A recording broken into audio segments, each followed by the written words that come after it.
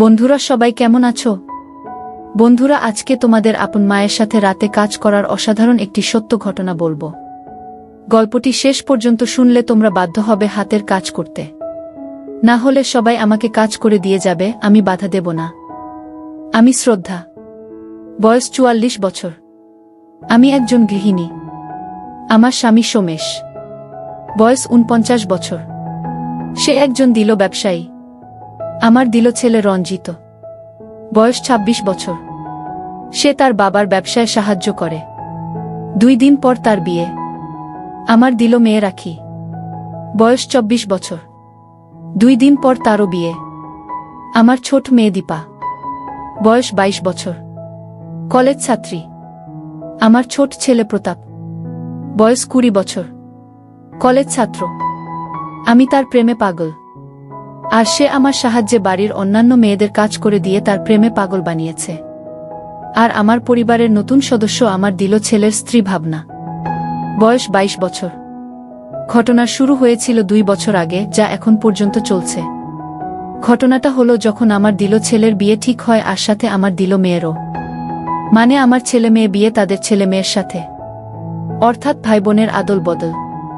ছেলে মেয়ের বিয়ে, তাই বাড়িতে অনেক আত্মীয় স্বজন এসেছিল। তাই থাকার জায়গার কমতি পড়ে, যার জন্য আমাকে আর প্রতাপকে স্টোর রুমে ঘুমাতে হয়। আমি এতই সতী ছিলাম যে আমি বিয়ের পর কোনো পুরুষের দিকে ভালোভাবে তাকাইনি। আর এখন আমি প্রতাপের প্রেমে পাগল। আসলে মানুষ ঠিকই বলে যে কার জীবনে কখন কি ঘটে কেউ তা বলতে পারে না। ঠিক তেমনি আমার জীবনেও তাই হয়েছে। আমার স্বামী আমাকে স্টোর রুমে ঘুমাতে বারণ করেছিল, কিন্তু আমি আত্মীয়দের আরামের কথা চিন্তা করে বিয়ের ৩ দিন আমি নিজের এবং প্রতাপের বিছানা স্টোর রুমে করেছিলাম। আর এই ৩ দিনই আমার জীবনকে বদলে দিয়েছিল। স্টোর রুম মানে এই নয় যে সেটা খুব নোংরা ছিল, বরং পরিষ্কারই ছিল। তবে বাড়ির অতিরিক্ত কিছু জিনিস সেখানে ছিল, আর ছিল একটা বিছানা। প্রথম দিন যখন আমি প্রতাপকে স্টোর রুম ঘুমানোর কথা বললাম, তখন সে আমাকে রাগ দেখালো, কিন্তু কিছুক্ষণ পর সে রাজি হয়ে গেল। স্টোর রুমটা নিচতলা ছিল, আর দোতলা ছিল আমার দিল ছেলের রুম। নিচতলায় আমার ২ মেয়ে একসাথে থাকত। প্রতাপেরও আলাদা রুম ছিল, যেখানে আজ আত্মীয়রা ছিল। আর আমার রুমে ছিল আমার ননদ আর তার পরিবার। আর বাড়ির অন্যান্য জায়গায় অন্য আত্মীয়রা থাকল। বাড়ির সব কাজ শেষ হতে হতে রাত হয়ে গেল, রাত ১২টা। প্রতাপ আগেই স্টোর রুমে গিয়ে শুয়ে পড়েছিল। তাই আমি স্টোর রুমে এসে রুমের দরজা ভিতর থেকে বন্ধ করে দিলাম। এ ঘরের বেডটা সিঙ্গেল বেড ছিল, তাই জায়গা কম। তার জন্য আমি প্রতাপকে ডাকলাম, কিন্তু সে সাড়া দিল না। তাই আমিও শুয়ে পড়লাম। আমি এমনভাবে শুলাম যে প্রতাপের শরীরের সাথে গেল, আর আমার মাথা ছিল তার বুকে। আমি লাইট অফ করে ঘুমানোর চেষ্টা করলাম। বিয়ে বাড়িতে অনেক কাজ ছিল, তাই আমি অনেক ক্লান্ত ছিলাম। আর এই জন্য আমি কখন ঘুমিয়ে পড়ি তা জানি না। কিন্তু হঠাৎ ব্যথায় আমার ঘুম ভেঙে গেল, আর আমার মুখ থেকে চিৎকার বেরুবে ঠিক তখনই কেউ একজন আমার মুখ চেপে ধরল। তাই আমার মুখ থেকে আর চিৎকার বেরুল না। তাই আমি তার হাত থেকে বাঁচার জন্য ছটফট করছিলাম, তাকে ঠেলে দেওয়ার চেষ্টা করছিলাম, কিন্তু কিছুই করতে পারছিলাম না। কারণ আমার উপরে যে ছিল সে অনেক শক্তিশালী ছিল। ঠিক তখনই প্রতাপ বলে উঠল, মা, হয়ে গেছে মা, পুরোটাই নেমে গেছে। আমি আরো বেশি ছটফট করতে লাগলাম, কারণ আমার নিজের ছেলেই আমাকে কাজ করে দিচ্ছে। তার মধ্যে কোনো ভয় ছিল না যে এটা একটা বিয়ের বাড়ি। আমি তার থেকে পরিত্রাণ পাওয়ার জন্য আর কিছু বলার জন্য অনেক চেষ্টা করলাম, কিন্তু সে পুরো রাক্ষস হয়ে গিয়েছিল। ব্যথায় আমার চোখ দিয়ে পানি বেরুতে লাগল, কিন্তু আমি কিছুই করতে পারছিলাম না। এখন আমারও ব্যথা কমে গেছিল। তাই আমি প্রতাপকে আর মুখ থেকে হাত সরাতে বললাম। তখন সে বলল, আমি হাত সরানোর পর যদি তুমি চিৎকার করো তবে তোমারই ইজ্জত যাবে। তাই আমি তোমার মুখ থেকে হাত সরালে তুমি চিৎকার না করে চুপচাপ কাজ করিয়ে নাও। মুখ থেকে হাত সরাতেই প্রথমে আমি জোরে জোরে নিঃশ্বাস নিলাম। তারপর তাকে আমার উপর থেকে সরানোর চেষ্টা করতে করতে ধীরে ধীরে বললাম, ছাড় আমাকে, আমি তোর মা। এসব বলতে বলতে তাকে সরানোর জন্য আমি তাকে ধাক্কা দিতে লাগলাম। এতে প্রতাপ রেগে গিয়ে আমার চুল ধরে বলল, যা হওয়ার তা হয়ে গেছে মা। একটু পর শুধু মজা আর মজা, এবারও সে আমার মুখ বন্ধ করে দিল। এতে আমি তার নিচে পানিহীন মাছের মতো ছটফট করতে লাগলাম। এভাবে কিছুক্ষণ পর ক্লান্ত হয়ে সে শান্ত হল। সে সময় আমি তাকে আমার থেকে আলাদা করার চেষ্টা করলাম, কিন্তু পারলাম না। ভিতরে ফেলতে নিষেধ করলাম, কিন্তু সে শুনল না। তার চেয়ে দিল কথা, তার সাথে সাথে আমিও আমার ছেড়ে দিলাম। কিছুক্ষণ প্রতাপ আমার উপরে থাকলো আর জোরে জোরে নিঃশ্বাস নিতে লাগলো, আর আমি তাকে নিচে পড়ে থাকলাম। কিছুক্ষণ পর যখন প্রতাপ নিস্তেজ হয়ে গেল, তখন আমি তাকে আমার উপর থেকে ধাক্কা দিয়ে সরিয়ে দিয়ে বিছানা থেকে উঠতে লাগলাম। কিন্তু এতই ব্যথা হচ্ছিল যে আমি আর উঠতে পারলাম না। তাই আমি বিছানায় শুয়ে কাঁদতে লাগলাম। প্রতাপও তখন চুপ করে থাকল। আমি নিজেই জানি না যে আমি কতক্ষণ ব্যথায় কেঁদেছি। আমি অনেক কষ্ট করে উঠে স্টোর রুমের বাইরে বের হয়ে বাথরুমে যাই। ঠিক তখনই প্রতাপ বাথরুমের বাইরে থেকে আমাকে ডাকতে লাগল, মা, তাড়াতাড়ি বের হও, আমি প্রসাব করব। তার কথা শোনা মাত্র আমার মনে হচ্ছিল যে বাইরে বের হয়ে তার গালে একটা থাপ্পড় দেই। কিন্তু বাড়িতে আত্মীয় থাকায় চুপ থেকে বাথরুমের দরজা খুলে বাইরে বের হয়ে তার দিকে রাগান্বিত হয়ে তাকালাম। প্রতাপ আমার দিকে তাকিয়ে মাথা নিচু করে বাথরুমে ঢুকে গেল। আমি তখন বাইরে দাঁড়িয়ে ভাবতে লাগলাম যে এখন আমি কোথায় যাব? নিজের ঘরে না মেয়েদের ঘরে? কিন্তু কোথাও জায়গা না থাকায় আমি আবার স্টোর রুমে এসে শুয়ে পড়লাম। কিছুক্ষণ পর প্রতাপও স্টোর রুমে এসে দরজা বন্ধ করে আমার পাশে শুয়ে পড়ল। সে আমাকে কাছে টেনে ধরল। এতে আমি রাগে তার গালে একটা থাপ্পড় দিলাম আর বললাম, কুত্তা হারামজাদা, তোর লজ্জা করল না? আমার কথা শুনে কাঁদতে লাগলো আর বলল, মা, আমার ভুল হয়ে গেছে মা। জানি না কি হয়েছিল আমার মধ্যে যে নিজেকে কন্ট্রোল করতে পারিনি, তাই হয়ে গেছে। মা, দয়া করে বাবাকে এ নিয়ে কিছু বলো না। এসব বলে সে কাঁদতে কাঁদতে বিছানা থেকে নেমে মেঝেতে শুয়ে পড়ল। তার এ অবস্থা দেখে আমি তাকে আর কিছুই বললাম না, বরং চুপচাপ চোখে পানি নিয়ে ঘুমানোর চেষ্টা করলাম। আর ভাবতে লাগলাম যে কি থেকে কি হয়ে গেল, আর না জানি আগে আরও কি কি হবে। এসব ভাবতে ভাবতে কখন ঘুমিয়ে গেছি তা জানি না। আমার ঘুম ভেঙে গেল যখন আমি বুঝতে পারলাম যে কেউ আমার উপরে আছে। আমি আমার চোখ খুললাম। আমি আমার উপর প্রতাপকে দেখতে পেলাম। কেবল কাজ শুরু করবে ঠিক তখনই আমি তাকে জোরে ধাক্কা দিলাম, কিন্তু সে শক্ত করে ধরেছিল। আমি আবার পরাস্ত হলাম। প্রতাপ আবার আমার মুখ বন্ধ করে দিল। এখন স্টোর রুমে কিছুটা আলো ছিল, কারণ বাইরে হল রুমে লাইট জ্বালানো ছিল, তাই আমার একে অপরকে দেখতে পাচ্ছিলাম।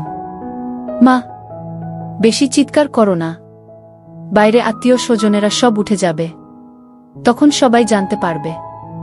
আমার চোখ দিয়ে পানি পড়তে লাগলো, কিন্তু প্রতাপ তবুও থামল না। আমি ছটফট করতে লাগলাম, তবে সে আমার মুখ থেকে হাত সরিয়ে নিল।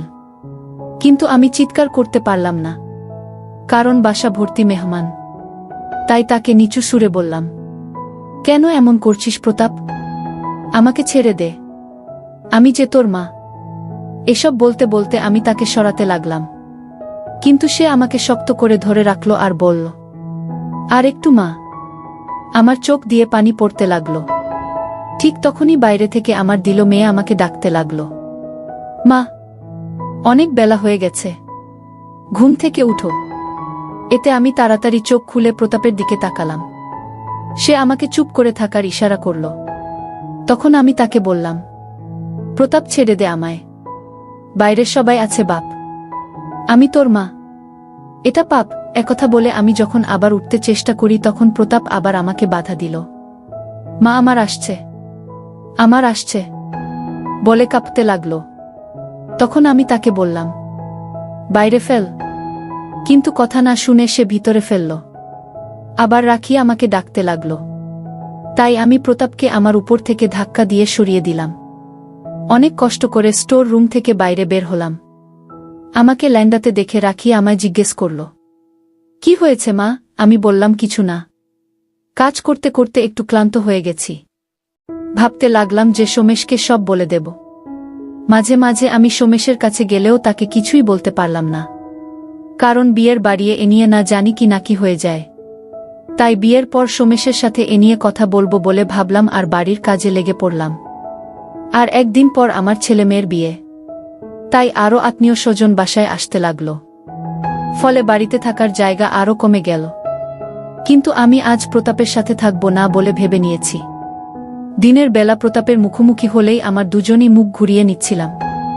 আর রাতে যখন ঘুমানোর সময় এলো তখন আমার ঘুমানোর জায়গা ছিল না। তখন প্রতাপ আমাকে স্টোর রুমে ঘুমাতে বলল। এটা শুনে আমি তার দিকে তাকাতেই সে গতরাতের জন্য আমার কাছে ক্ষমা চেয়ে বলল, আর হবে না মা, একথা বলে কাঁদতে লাগল। তার চোখে পানি দেখে আমি তাকে বিশ্বাস করলাম আর তার সাথে স্টোর রুমে ঘুমাতে আসলাম। রুমে এসে আমরা শুয়ে পড়লাম। আমরা একে অপরের সাথে কথা বলছিলাম না, আর না চাইতেও বারবার আমার সকালে কথা মনে পড়ছিল। ঘুমানোর চেষ্টা করলাম, প্রায় ঘুমিয়েই গিয়েছিলাম, কিন্তু প্রতাপের জন্য তা আর হলো না। তার শক্তির সাথে আমি এবারও পারলাম না। আমি তাকে হাত জোড় করে আমাকে ছেড়ে দেওয়ার জন্য বললাম, কিন্তু সে না আমার কথা শুনল না আমাকে ছাড়ল। আমরা দুজনই জোরে জোরে নিঃশ্বাস নিতে লাগলাম। আমার চোখ দিয়ে পানি পড়তে লাগল, কিন্তু এতে প্রতাপের কিছু যায় আসে না। আমি কাঁদতে কাঁদতে ঘুমিয়ে পড়লাম। আমি একটা জীবন্ত লাশের মতো সব সহ্য করে নিচ্ছি। বাথরুমে গিয়ে আমি কাঁদতে লাগলাম, কারণ আমি কিছুই করতে পারছিলাম না। সারাদিন কাজের মধ্যেই গেল। রাতে পার্টি সেন্টারে বিয়ের জন্য দুই পরিবার এক হলাম। বিয়ের কার্যক্রম শুরু হয়ে গেল। হঠাৎ আমার একটা জিনিসের জন্য বাসায় যাওয়ার প্রয়োজন হলো, কিন্তু আমি রাত 1টার সময় অন্য কারো সাথে যাওয়া নিরাপদ মনে করলাম না। তাই আমি প্রতাপকে নিয়ে গেলাম। বাসায় শুধু বয়স্ক আত্মীয়রা ছিল, আর বাকিরা সবাই ছিল পার্টি সেন্টারে। যখন আমি আমার ঘরে জিনিস নিতে আসলাম ঠিক তখনই প্রতাপ আমার ঘরে ঢুকে দরজা বন্ধ করে দিল। এটা দেখে আমি বললাম, প্রতাপ, কি দরজা বন্ধ করছিস কেন? আমি তার মতলব বুঝে গিয়েছিলাম। তাড়াতাড়ি আসো মা, আমাদের পার্টি সেন্টারেও যেতে হবে। তার একথা শুনে আমি ঘর থেকে বেরিয়ে যেতে লাগলাম। ঠিক তখনই প্রতাপ তার মোবাইল বের করে আমাকে একটা ভিডিও দেখাতে লাগল, যেখানে সে আমাকে কাজ করে দিচ্ছে। এটা দেখে আমি খুব ভয় পেয়ে গেলাম। তখন সে আমাকে বলল, উপরে আসো, না হলে এই ভিডিওটা আমি বাবাকে পাঠিয়ে দেব। তার একথা শুনে আমার ভয় আরো বেড়ে গেল। সে আবার বলল, তাড়াতাড়ি আসো মা, আমাদের আবার যেতে হবে। তার কথা শুনে আমি কাঁদতে লাগলাম আর বললাম, আমি তোর মা হই প্রতাপ।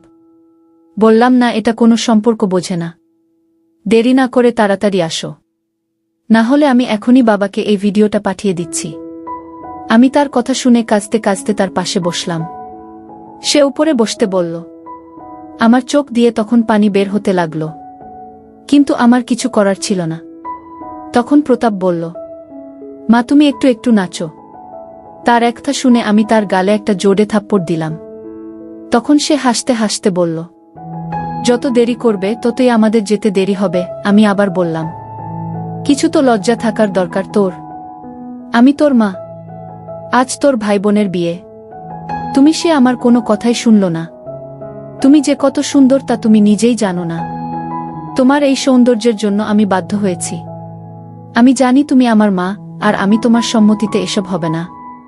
দুঃখিত মা, তুমি আসলেই অনেক সুন্দরী। তার মুখে এসব কথা শুনে আমি খুব খুশি হলাম।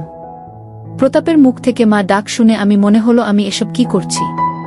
তাই আমি তাড়াতাড়ি সব কাপড় ঠিকঠাক করলাম। তারপর জিনিসপত্র নিয়ে ঘর থেকে বের হলাম।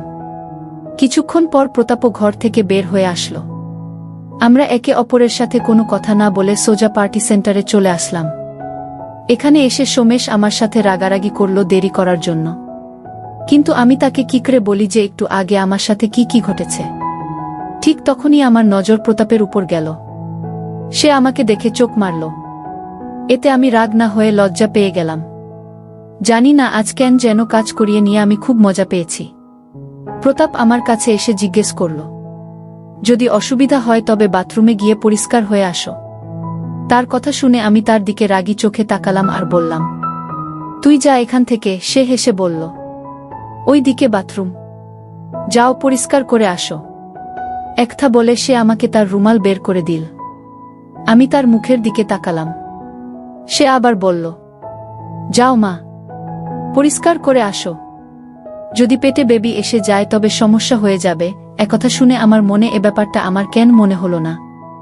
বেবি তো আসতেই পারে। আমি কিছু না বলে তার হাত থেকে রুমালটা নিয়ে বাথরুমে গেলাম, পরিষ্কার করলাম। বাইরে বেরিয়ে আসলাম। বাইরে শাক পাক শুরু হয়ে গেছে। আমি গিয়ে প্রতাপের পাশে দাঁড়ালাম। সে আমাকে বলল, মা, আমার রুমাল কোথায়? আমি তার দিকে তাকিয়ে বললাম, আমি ফেলে দিয়েছি। প্রতাপ, মিথ্যা বলো না, ওটা তো তোমার হাতে। আমি তাকে তার রুমালটা দিয়ে দিলাম। সে আমার দিকে তাকিয়ে রুমালের গন্ধ নিতে লাগল। এটা দেখে আমি লজ্জা পেয়ে গেলাম। সে রুমালের গন্ধ নিতে নিতে বলল, কি সুন্দর গন্ধ। আমি বললাম, তুই কি পাগল নাকি? সবাই এখানে আছে আর তুই এমন করছিস? একবার বিয়েটা শেষ হতে দে, তারপর তোর বাবার সাথে এ নিয়ে কথা বলছি। একথা বলে আমি অন্য জায়গায় গিয়ে দাঁড়ালাম। সত্যি বলতে কি, প্রতাপের এসব পাগলামি আমার ভালো লাগছিল, কিন্তু আমি যে মা, তাই কি করব বুঝতে পারছিলাম না। তারপর বিয়ের সব কাজ শেষ করে রাখিকে বিদায় দিয়ে আমার ছেলের বউ রাখিকে নিয়ে বাসায় আসলাম। সারারাত সবাই জাগা ছিলাম, তাই বাসায় এসে কিছু অনুষ্ঠান শেষ করে ঘুমানোর প্রস্তুতি নিচ্ছিলাম। কিছু আত্মীয় চলে গিয়েছিল আর কিছু ছিল। ছেলের বাসর ছিল পরের রাতে। রাতে যখন ঘুমানোর সময় আসলো, তখন প্রতাপ আমাকে স্টোর রুমে ঘুমানোর ইশারা করল। আমি তাকে থাপ্পড় দেখিয়ে নিজের ঘরে এসে শুয়ে পড়লাম। কারণ এখন বাড়ি প্রায় ফাঁকা, তাই থাকার জায়গা অনেক। কিন্তু প্রতাপের সাহসের তারিফ করতে হবে, কারণ শোয়ার কিছুক্ষণ পর আমার মনে হলো কেউ আমার উপরে। আমি চোখ খুলে দেখি প্রতাপ।